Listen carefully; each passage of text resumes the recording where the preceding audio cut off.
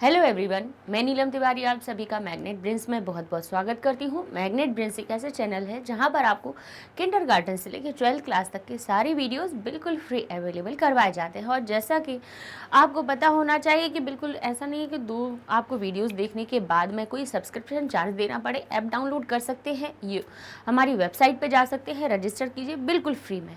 तो Magnet Brains test paper series में हम आपको जैसे कि हमने आपको 8 पार्ट करवा चुके हैं और हम 9वें पार्ट पर आ चुके हैं, जिसका कि टेस्ट पेपर डाउनलोड आप कीजिए, उसको पहले सॉल्व कीजिए और जब जो चीज़ें फिर आपको नहीं आती हैं उसके बाद में फिर टेस्ट पेपर का वीडियो देखिए, जिसमें कि आपको पता चलेगा कि कौन सी चीज़ें हमें किस प्रकार से करनी है। ठीक है ना। तो हमारा 9वां पार्ट क्या है? सप्तभगिन्यः। सप्तभगिनी, भगिनी किसको कहा जाता है? बहनों को। और सप्त का अर्थ होता है 7। ठीक है, यानी 7 बहनें। भगिनी का बहुवचन का रूप बनता है भगिन्यः। तो यहाँ लिखा है सप्त भगिन्यः, यानी 7 भगिनियाँ, 7 बहनें।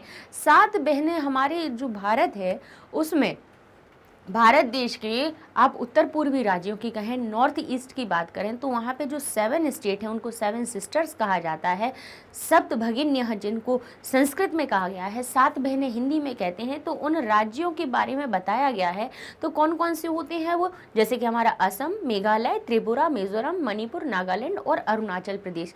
ये जो 7 राज्य होते हैं उत्तर पूर्व में, हमारे भारत का जब आप नक्शा देखेंगे तो उसमें आप उत्तर से पूर्व की ओर देखिए तो वहाँ पर अपनी ये जो 7 राज्य हैं वो एक तरह से कैसे हैं? बहनों के जैसे हैं। वहाँ पे बोलचाल, भाषा सब कुछ बहुत अलग अलग है, लेकिन फिर भी उनमें वहाँ का जो रहन सहन है, वहाँ का जो वातावरण है कितना अच्छा है, उन्नत है, उस चीज़ को बताया गया है। ठीक है, इस पाठ में जैसा कि आपको हमने पाठ पढ़ाया तो बताया भी है कि कौन कैसे कक्षा जो शिक्षक शिक्षिका हैं वो अपने बच्चों को, अपने पढ़ने वाले छात्र छात्राओं को ये सारी चीज़ें बताती हैं और बच्चे उनसे इसी के बारे में प्रश्न पूछते हैं। तो इसी से जुड़ी हुई ये प्रश्न उत्तर है। तो चलिए अपन देखते हैं कि पहला प्रश्न हमारा क्या है? प्रदत्त विकल्पेभ्यः उचित पदम चित्वा आदौ दत्तानि वाक्यानि पूरयत।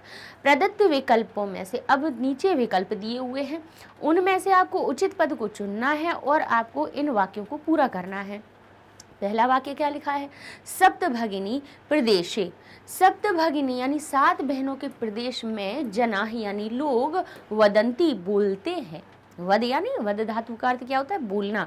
और जन एक नहीं है, बहुत सारे हैं, इसलिए क्रिया ये वदंती बोलते हैं। तीतः अंति से, ती एक वचन के लिए होती, तह हमारा द्विवचन के लिए होता है, अंति बहुवचन के लिए आता है। तो यहाँ क्या लिखा है? एकाम भाषा। अब आप पहले इनमें से विकल्पों को देखिएगा। अर्थ क्या निकल रहा है? 7 बहनों के प्रदेश में, प्रदेश शब्द में एक ही मात्रा सप्तमी विभक्ति से आई, इसलिए मैं पर का अर्थ जुड़ गया। सप्तभगिनी प्रदेश, 7 बहनों के प्रदेश में लोग बोलते हैं। क्या बोलते हैं?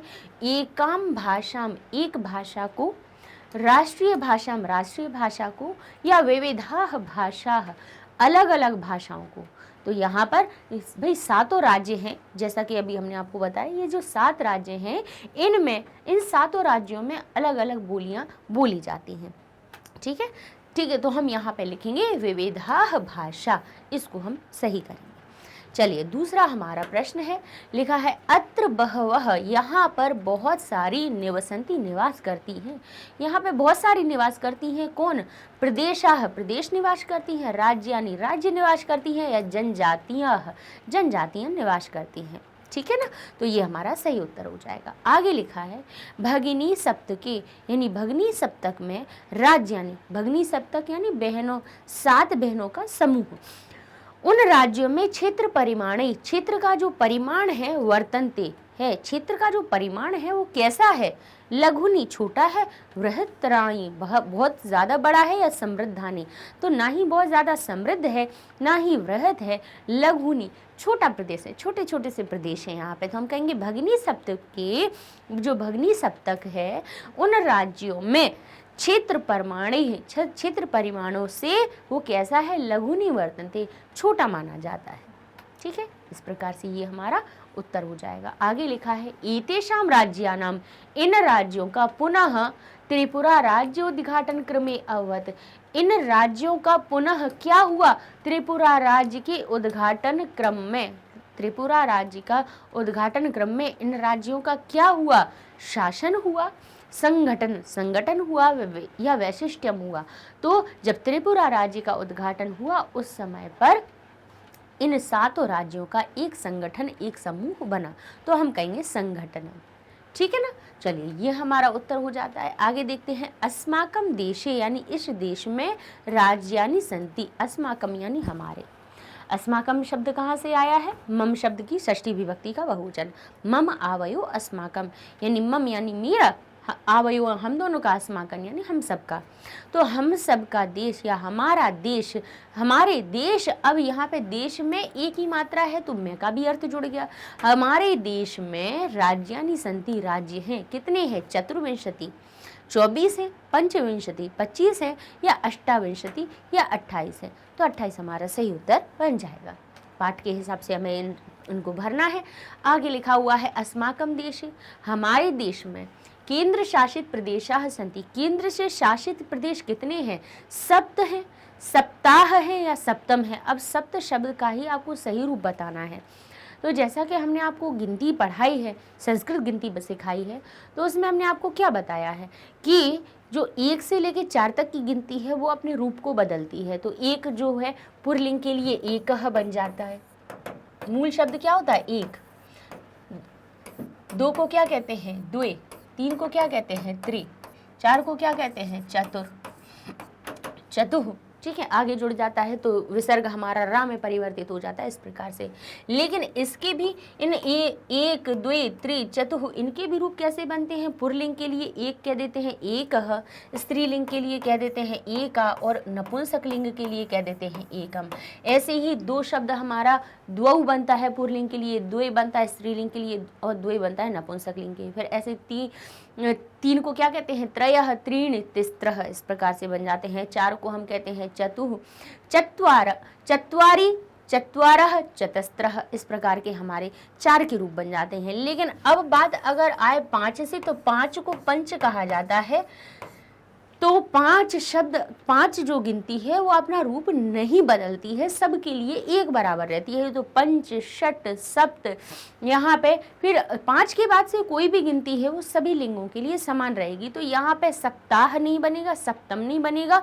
यहाँ पे सिंपल सी बात है कि 7 को सप्त कहा जाता है, तो वो चाहे किसी के लिए प्रयोग हो रहा हो, हाथी, घोड़े, आदमी, औरत, किसी के लिए भी सप्त शब्द सप्त ही रहेगा, उसका कोई रूप नहीं बदलेगा। तो क्या कहेंगे? अस्माकम देशे, हमारे देश में सप्त केंद्र शासित प्रदेशाः सन्ति। ठीक है, जब गिनती का प्रयोग करें तो हम नियमों को जरूर ध्यान रखें, है ना, नहीं तो गलतियां हो जाती हैं। आगे लिखा है, सप्त भगिनी सप्त, भगिनी सप्त के यानी भगिनी सप्तक जो प्रदेश है, प्रदेश में जनाः लोग ऊर्जस्विनः सन्ति, ऊर्जस्वी होते हैं, ऊर्जावान होते हैं। ऊर्जावान होते हैं किससे? शरीर को, शरीर या शरीर से, से का अर्थ सही निकल रहा है, इसीलिए हम यहाँ पे शरीर तृतीया विभक्ति का रूप लगाएंगे। ठीक है, तो हमारा उत्तर क्या बनेगा? भगिनी सप्त की, भगिनी सप्तक प्रदेश, प्रदेश है, प्रदेश में जनाह लोग हैं जो शरीर से, अब क्योंकि शरीर शब्द में इन तृतीया विभक्ति लगी है तो इसमें से का भी अर्थ निकल रहा है और के द्वारा की भी अर्थ निकल रहा है। तो हम कहेंगे भगनी सप्त के प्रदेशे, भगनी सप्तक प्रदेश में लोग शरीर के द्वारा ऊर्जस्विनः सन्ति, ऊर्जावान होते हैं। ठीक है, अगला प्रश्न है, इमानी राज्यानि, ये राज्य, इति कथ्यन्ते, इन राज्य, ये राज्य या इन राज्यों को। अब आप कहेंगे इसमें को आपने कैसे कह दिया? क्योंकि भाई हमारा जो नपुंसक लिंग शब्द होता है, जैसे लिखा है ना इमानी, इमानी प्रथमा विभक्ति में भी बनता है, इदम का नपुंसक लिंग रूप प्रथमा विभक्ति में भी इमानी बनता है और द्वितीय विभक्ति में भी इमानी बनता है। तो द्वितीय के हिसाब से को भी हम इसमें प्रयोग कर सकते हैं। इमानी राज्यानि यानी इन राज्यों को इति कथ्यन्ते कहा जाता है। क्या कहा जाता है? सप्त भगिन्यः, सप्त भगिन्याः या सप्त भगिनी। तो ध्यान कीजिएगा, भगिनी शब्द जो है बड़ी ई की मात्रा से बना हुआ है, भगिनी ई कारांत शब्द बन रहा है, जो कि हमारे जैसे आपके नदी के रूप बनते हैं ऐसे ही भगिनी के रूप बनेंगे, और उसके बहुवचन का रूप तो बनता है यह। केवल बड़े आ की मात्रा विसर्ग नहीं आता है, बड़े आ की मात्रा विसर्ग आकारांत शब्दों में आता है। भगिनी केवल एक वचन के लिए होगा, लेकिन भगिन्यः शब्द जो होगा वो किसके लिए होगा? बहुवचन वाला होगा। तो सप्त भगिन्या यहाँ पर हमारा सही उत्तर बन जाएगा। ठीक है, चलिए आगे देख लेते हैं। अब अगला प्रश्न, अत्र वंश वृक्ष, यहाँ पर वंश वृक्ष, वंश वृक्ष किसको कहा जाता है? वंश वृक्ष कहते हैं बांस के पेड़ को।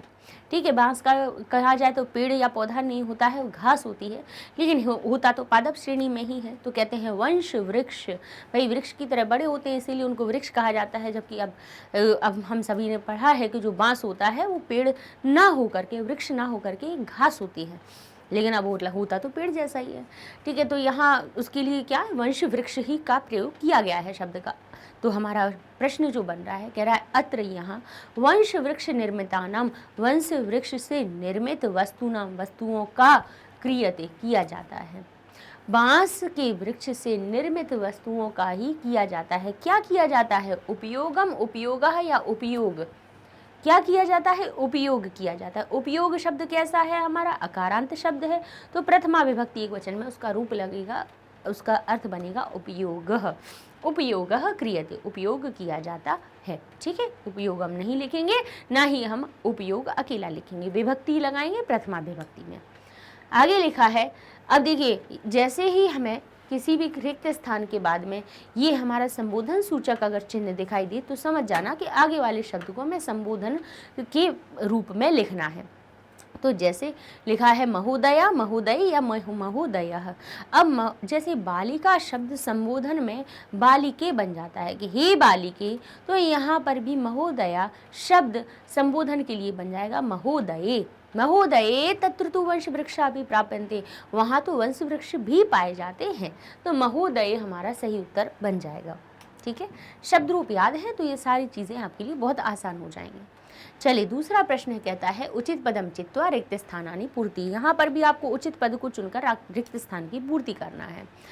जैसे क्या लिखा है, छात्राः वदन्ति, छात्र कहते हैं भवती यानी आप, अस्माभिः सार्धम चलतु। अब यहाँ पर अस्माकम का अर्थ हुआ, अस्माकम का अर्थ क्या हुआ? हमारा, हमारी, हमारे, अस्माभिः हमारे द्वारा, या अस्मान या हमको।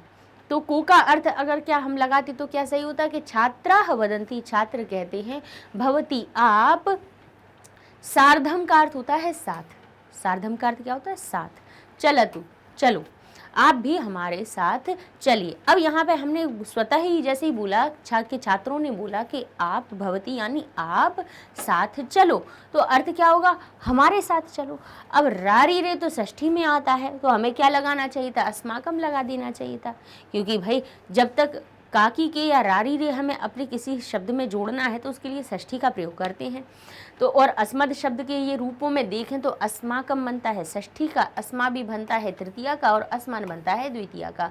अब भाई हम ये विभक्ति से हम कर क्या लेते हैं? ये कर लेते हैं कि हम ये जोड़ लेते हैं कि इसका अर्थ निकल रहा है हमारा। ठीक है, क्योंकि मैं, हम दोनों, हम सब। अस्माकम शब्द षष्ठी का बहुवचन है, ये तृतीया का बहुवचन है, द्वितीया का बहुवचन है, सभी बहुवचन के रूप लिखे हैं। द्वितीया है तो वही मैं और हम में को का अर्थ जुड़ जाएगा। यहाँ पे तृतीया है तो वही मैं और हम में से की द्वारा का अर्थ जुड़ जाएगा। और अस्माकम है, षष्ठी है, तो उसके बहुवचन में का की के या रारी रे जुड़ जाएगा। तो हम का, हम की, हम के नहीं कहते हैं, हमारा कह देते हैं हम, हमारा, हमारी, हमारे। तो इस हिसाब से तो आना चाहिए था कि छात्राः वदन्ति, छात्र कहते हैं कि भवती यानी आप, अस्माकम सार्धम चलतु हमारे साथ चलो। लेकिन ये सार्धम शब्द वही बात आ गई कि सार्थे तृतीया, कि सह के अर्थ में सह के साथ में आपको तृतीया विभक्ति लगानी है। तो यहाँ पे हम अस्माभिः शब्द का प्रयोग करेंगे। हम लिखेंगे छात्राः वदन्ति, छात्र कहते हैं अस्माभिः सार्धम चलतु, आप हमारे साथ चलिए। ठीक है, चलिए आगे लिखा है प्रदेशे वंश वृक्षाणाम प्राचुर्यम वर्तते। प्रदेश में वृक्ष वंशों का प्राचुर्य है। अब प्रदेशे शब्द जब सप्तमी का है तो उसके सामने लगने वाला शब्द अयम प्रथमा विभक्ति का या एते प्रथमा का बहुवचन नहीं आएगा। भाई जैसा शब्द हमारा आगे बन रहा है, जैसा संज्ञा शब्द बन रहा है, तो ये अयम, एते, अस्मिन, ये सभी क्या हो रहे हैं? यह के रूप है, इदम के ही रूप है कि नहीं है? इदम का ये पुरलिंग का रूप है, पुरलिंग का प्रथमा विभक्ति बहुवचन का है, ये प्रथमा विभक्ति एक वचन का रूप पुरलिंग में अयम बनता है। फिर इसके बाद हमारा बहुवचन में एते बनता है और सप्तमी विभक्ति में अस्मिन बनता है। तो ये क्या बन रहे हैं, सर्वनाम शब्द। अब किसी संज्ञा के पहले कोई सर्वनाम शब्द जोड़ना हो तो संज्ञा की विभक्ति देख लेंगे कि संज्ञा में कौन सी विभक्ति है, वही हम उसके सर्वनाम में जोड़ देंगे। तो यहाँ पे हमारा अस्मिन शब्द सही हो जाएगा, क्योंकि प्रदेश शब्द में भी हमारे पास सप्तमी विभक्ति है। ठीक है, ऐसे ही देखिए लिखा है विचारः मह्यम रोचते, विचार मुझको पसंद आया। तो अब यहाँ पे विचार शब्द अकारांत हो रहा है, विचारः बालकः जैसा रूप बन रहा है। तो यहाँ इदम हो गया नपुंसक लिंग का, इयम हो गया स्त्रीलिंग का, अयम हो गया पुल्लिंग का। तो विचार शब्द जब पुल्लिंग है तो अयम यानी यह शब्द भी पुल्लिंग वाला हम प्रयोग करेंगे, लिखेंगे अयम विचारः मह्यम रोचते। ठीक है, आगे लिखा है आगामिनी अवकाशे, आने वाले अवकाश में वयम हम तत्रैव वहीं गमिष्यामः, जाएंगे। किसके लिए जाएंगे, भ्रम ये तुम, भ्रम तुम या भ्रमितुम। तो हमें रूप तुमुन प्रत्यय के साथ में शब्द जुड़ा हुआ है। भ्रम धातु में जब हम तुमुन प्रत्यय जोड़ते हैं तो ई का आगमन हो जाता है, इडागम हो जाता है, यानी छोटी ई की मात्रा जुड़ जाती है और तुमुन प्रत्यय जुड़ जाता है। तो ना ही भ्रम तुम बनता है, ना ही भ्रम ये तुम बनता है। ठीक है, भ्रमितुम शब्द हमारा सही बन जाता है। आगे वाला प्रश्न कहता है कंकणम स हस्तम प्रसारयति, कंकणम, कंकन, कंकन को क्या करके अब कहते हैं ग्रहीतुम, ग्रहीतुम या ग्रहीतुम। तो यहाँ पे हमें इसमें क्या करना है, हमें सही धातु का प्रयोग करना है। जैसे हमने भ्रमितुम हमारा सही हुआ, ऐसे ही गृह धातु में हमारे पास जब तुमुन प्रत्यय लगता है तो उसका रूप बनता है गृहीतुम, यानी ले करके। ठीक है, तो इस प्रकार से हमारा अर्थ बनेगा कंकणम ग्रहीतुम, कंकन को ले करके, सह हस्तम प्रसारयति, वह हाथ को फैलाता है। तो ये आपका क्या हो जाता है, इस प्रकार से पहला प्रश्न, ये वाला प्रश्न पूरा हो जाता है। अब भाग 2 में देखते हैं मंजूषायाः सहायता, मंजूषा की सहायता से अधोदत्तम पाठांशम पूर्यत। इस पाठ के अंश को हमें क्या करना है, पूर्ण करना है। तो हमारे पास मंजूषा में क्या दिया है, वंश वृक्षाणाम, यानी वंश वृक्षों का की के, क्योंकि वृक्ष एक नहीं है, क्योंकि षष्ठी विभक्ति का बहुवचन है, अर्थात ये वृक्ष एक नहीं बहुत सारे हो गए हैं और उनमें हमें काकी के का अर्थ जोड़ना है। वंश वृक्षाः प्रथमा का एक बहुवचन का रूप आया, वृक्षः वृक्षौ वृक्षाः, यानी बहुत सारे वंश वृक्ष की बात हो रही है। अंतर्राष्ट्रीय ख्यातिम, अंतर्राष्ट्रीय ख्याति को, हस्तशिल्पानाम, अब हस्तशिल्पों का, हस्तशिल्प एक नहीं होंगे क्योंकि नाम नाम षष्ठी के बहुवचन में आते हैं, और भाई जहाँ बहुवचन हो जाता है कोई भी शब्द वो अपनी संख्या में अधिक हो जाता है, एक नहीं रहता है, दो नहीं रहता है। तो हो गया हस्तशिल्प का, हस्त यानी हाथ से बनाए हुए चीज़ों का, हस्तशिल्प किसको कहा जाता है, हाथ की कारीगरी, है ना। हाँ, हस्तशिल्पों का, और वस्तु नाम यानी वस्तुओं का।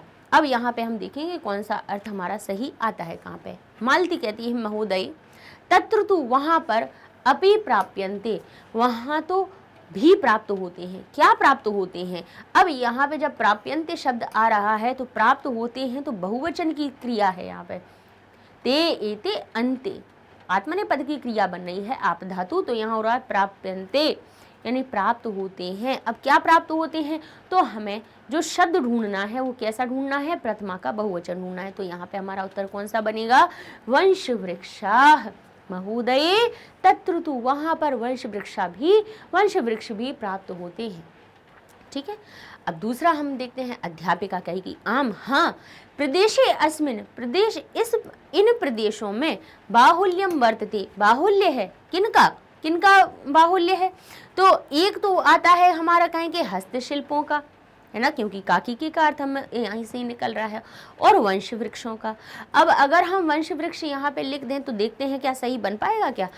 अध्यापिका कहती कि हाँ प्रदेशे अस्मिन, इस प्रदेश में हस्तशिल्प वंश वृक्षों का बाहुल्यम वर्तते, वंश वृक्ष का क्या है, क्योंकि दो शब्दों में हमारे पास काकीके का अर्थ है, यहाँ पर भी काकीके का अर्थ है, लेकिन वस्तुनाम बाहुल्यम वर्तते से हमारा अर्थ सही नहीं होगा कि हाँ इस अस्मिन प्रदेश, इन प्रदेश में वस्तुओं का बाहुल्यम है, तो किन वस्तुओं का है, तो ये हमारा सार्थक नहीं हो पाएगा, सही अर्थ नहीं जुड़ पाएगा, इसीलिए हमने इसको वस्तुनाम शब्द को अभी हटा दिया। ठीक है, तो हम लिखते हैं इसमें कि इस प्रदेश में वंश वृक्षों का बाहुल्य है।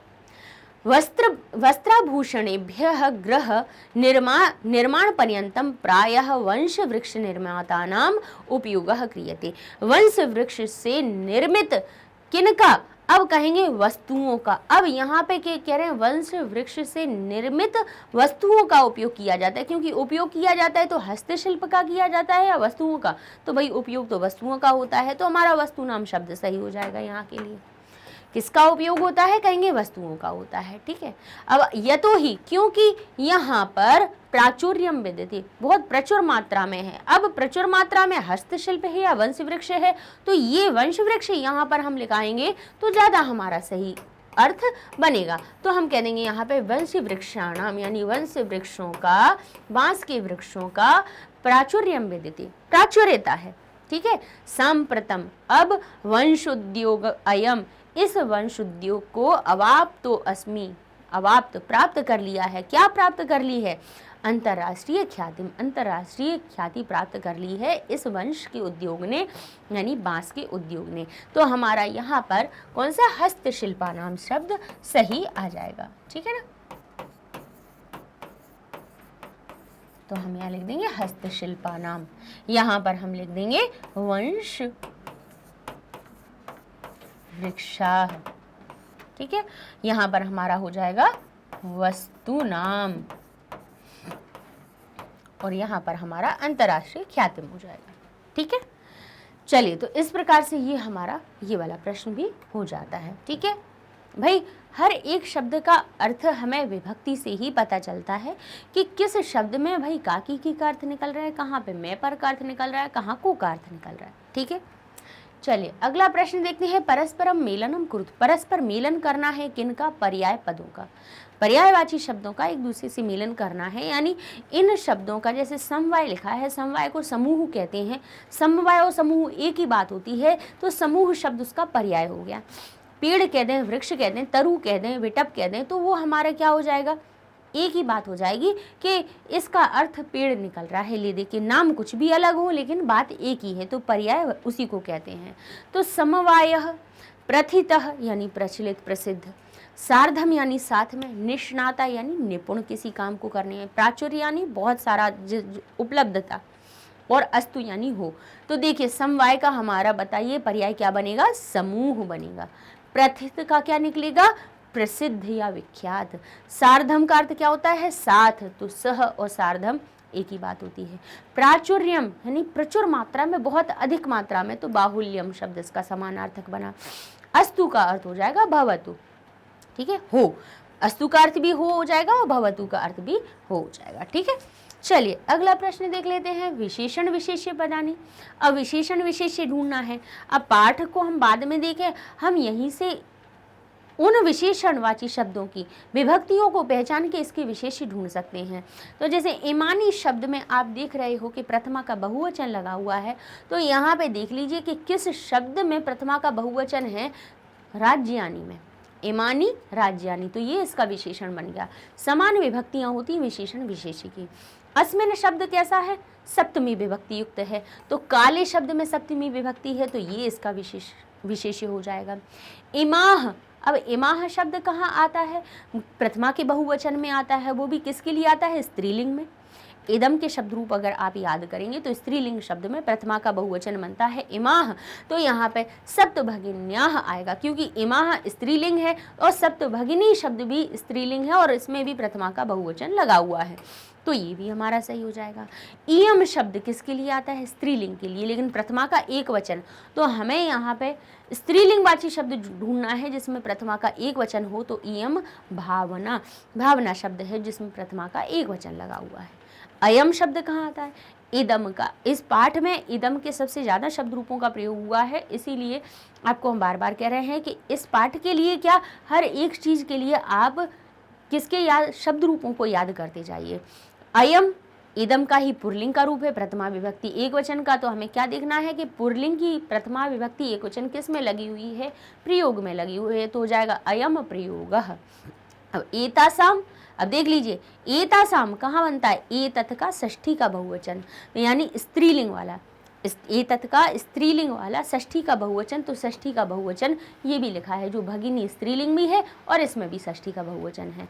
तो भाई समान विभक्तियां के साथ में हमारे सही उत्तर बन जाते हैं। ठीक है, ऐसे विशेषण विशेष्यों को छाटा जाता है। चलिए अब अगला हम प्रश्न देख लेते हैं। लिखा हुआ है भिन्न प्रकृतिकम पदम चिन्हतु, यानी भिन्न प्रकृति के जो पद हैं उनको चुनना है। अब क्या लिखा है, अभवत, कथयति, संति, वर्तते और जानाति। अब इन सभी में देखिए यहाँ पे हमारी जानाति, वर्तते, संति, कथयति और अभवत सब धातुएं हैं। ठीक है, अब धातुओं में लगे हुए हम क्या देख लेते हैं, प्रत्यय देख लेते हैं। तो यहाँ पे ती लगा हुआ है या अंति लगा है, ते लिखा है, ती लगा है, अर्थात ये देखिए ये सभी हमारी कैसी हो गई, लट लकार की क्रियाएं, और ये भी हमारी लट लकार की क्रिया है, क्योंकि ते एते अंते कहाँ बनाया जाता है, आत्मनेपद में बनाया जाता है। ठीक है, तो भाई हमारी कौन कौन सी क्रियाएं हो गई, ये भी लट लकार की हो गई, ये भी लट लकार की हो गई। परस्मय पद में ती तह अंति लगा देते हैं, वही धातु में जब आत्मनेय पद के अनुसार उसके रूप बनाते हैं तो ते एते अंते लगा देते हैं। तो ये सभी तो हो गई हमारी लट लकार की, वर्तमान काल की। और अभवत, अ उपसर्ग लगा है, त ताम न लगा है, ये हो गई भूतकाल की क्रिया। अर्थात इन सभी में जो अभवत हो गई ये हमारी भिन्न प्रकृति की क्रिया हो जाएगी। ठीक है, अब आगे देखिए लिखा है तत्र यानी वहां, अपि यानी भी, तथा यानी वैसे ही, कथम यानी कैसा। ठीक है, तथा शब्द किसके लिए, हिंदी में तो और के लिए होता है, लेकिन संस्कृत में उसका रूप परिवर्तित हो जाता है। सांप्रतम यानी अब, और वयम का अर्थ क्या हो गया, हम।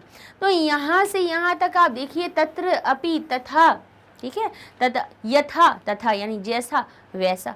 तो वही तथा, कथम, सांप्रतम ये सभी क्या हो गए, अव्यय हो गए, लेकिन वयम शब्द जो है वो है हमारा अस्मद का शब्द रूप। ठीक है, तो ये हो गया पद जिसमें कि विभक्तियां वचन बदले हुए हैं, लेकिन बाकी सब अव्यय हैं जो कभी अपना रूप नहीं बदलते हैं। तो इस प्रकार से वयम हमारा भिन्न प्रकृति का शब्द हो गया। अब देखते हैं समीचीन। समीचीन यानी बिल्कुल अच्छी, समीचीन कहते हैं ना कि समीचीन प्रकृति है उसकी, मतलब सब चीज़ें के अनुकूल। रम्या, रम्या यानी रमणीय, मनोहर, सुंदर लगने वाली। लघुनी यानी छोटी। प्रथितानी यानी प्रसिद्ध। और वस्तुनी। अब इन सभी में हमें देखना है कि भाई भिन्न प्रकृति क्या है, तो कहेंगे समीचीन हो गया, यानी अब समीचीन शब्द किसके लिए, कि अनुकूल, किसी चीज़ के लिए हम कहते हैं ना कि ये सारी चीज़ें उसके लिए अनुकूल हैं, अच्छी हैं, तो समीचीन शब्द भी विशेषण हो गया। रम्या यानी रमणीय, सुंदरता का अर्थ बता रहा है, तो ये भी कैसा हो गया, ये विशेषण हो गया। लघुनी छोटे को बता रहा है, प्रथित प्रसिद्धि को बता रहा है, तो ये सभी चीज़ें हो गई विशेषण। लेकिन वस्तुनी, वस्तु शब्द क्या हो गया हमारा, संज्ञा शब्द हो गया। वस्तु क्या हो गया, संज्ञा शब्द हो गया, तो वस्तुनी हमारा अलग हो जाएगा और बाकी सभी हमारे विशेषण पद हैं। ऐसे ही देखिए महोदया आकारांत शब्द, भावना आकारांत शब्द, भगिनी ईकारांत शब्द है लेकिन स्त्रीलिंग ही चल रहा है। प्रकृति ही, ये भी भाई स्त्रीलिंग शब्द है, लेकिन मनोरमा मन को अच्छा लगने वाला। तो भाई बाकी सब कौन हो गए, महोदया, भावना, भगिनी, प्रकृति, ये सब संज्ञा पद हो गए, और मनोरमा जो है वो विशेषण हो गया। मनोरमा दृश्य यानी मनोरम दृश्य, मन को अच्छा लगने वाला दृश्य, तो मनोरमा शब्द यहाँ पे हमारा भिन्न प्राकृतिक शब्द हो जाएगा। चलिए अगला प्रश्न है रेखांकितन।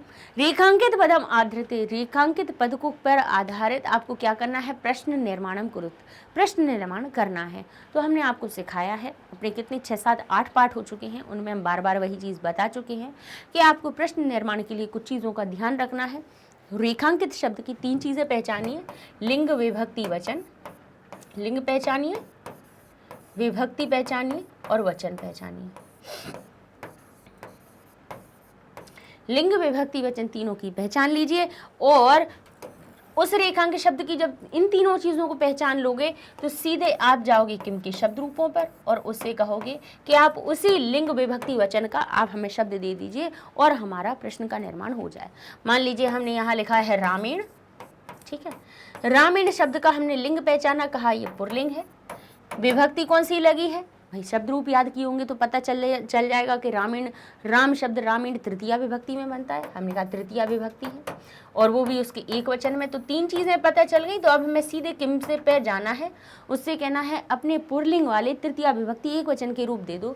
तो जो प्रथमा विभक्ति में कह, द्वितीय विभक्ति में कम एक वचन के रूप और तृतीय विभक्ति में केन बन जाता है। तो हम रामीण के स्थान पे केन उठाकर लिख देंगे और हमारा प्रश्न का निर्माण हो जाएगा। ये बात हो गई संज्ञा पदों के लिए।